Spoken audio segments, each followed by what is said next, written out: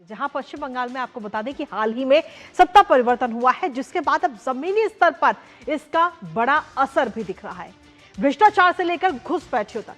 सभी पर एक्शन हो रहा है और इन सब के बीच में ट्रक चालकों और साथ ही लॉरी मालिकों को अवैध वसूली से बड़ी राहत मिलनी भी इस समय शुरू हो चुकी है। दरअसल ममता बनर्जी की जब सरकार थी तो उनके शासन में हाईवे के बाहर भी ट्रक चालकों को कट मनी देनी पड़ती थी और कुछ इलाकों की अगर हम बात करें तो वहां पर 100 से लेकर के 1000 रुपए तक की वसूली की जाती थी।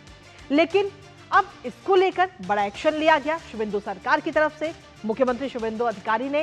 इस मामले में सख्त कदम उठाते हुए अवैध टोल टैक्स और ड्रॉप गेट बंद करने का निर्देश दे दिया है, जिसको लेकर मुख्य सचिव मनोज कुमार अग्रवाल ने गाइडलाइन भी जारी की है, जिसमें बिना सरकारी अनुमति के चल रहे सभी टोल गेट्स को तुरंत बंद करने का ये आदेश दिया गया। जानेंगे लेटेस्ट अपडेट अपने सहयोगी सौरभ से, लेकिन उससे पहले आपको दिखाते हैं बंगाल में अवैध वसूली का खात्मा। तो जी हां, बंगाल में अवैध वसूली का खात्मा इस समय होता हुआ नजर आ रहा है और इसका ग्राउंड पर परिवर्तन जो हुआ है उसका सीधा असर ट्रक चालकों को अवैध वसूली से ये बड़ी राहत इस समय मिल रही है और जो अवैध वसूली की जाती थी वो अब खत्म की जा रही है। ममता सरकार में ये अवैध वसूली होती थी, जिसकी तस्वीरें भी इस समय हम आपको दिखा रहे हैं कि किस तरीके से कट मनी के नाम पर ये वसूली की जाती थी बिना किसी सरकारी स्टाम्प के।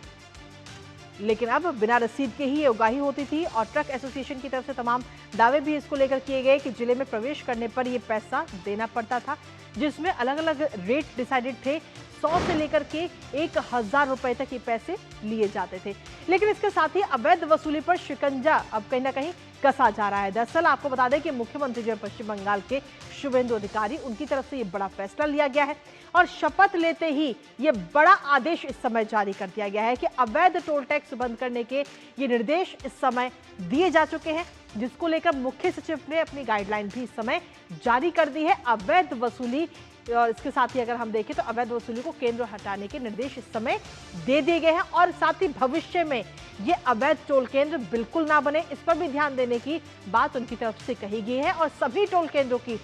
सूची जमा करने की बात कही गई है।